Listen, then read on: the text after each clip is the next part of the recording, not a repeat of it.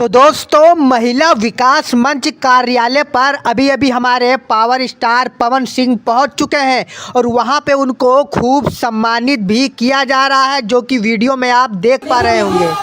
महिला विकास मंच का परिसर, इसमें सभी होते हैं।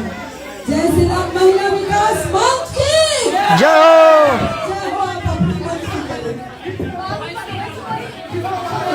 पवन भैया, लेकिन देखिए, जय श्री राम का भी चलन है तो चलने दीजिए।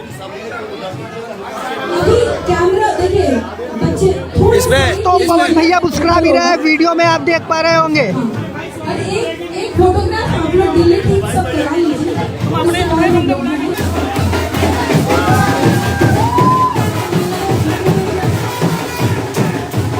और दोस्तों, आप लोग भीड़ भी देख पा रहे होंगे कि कार्यालय के अंदर ही सभी लोग बैठे हुए हैं और सामने कितनी भारी पब्लिक है और महिलाएं भी दोस्तों बहुत खुश है। भैया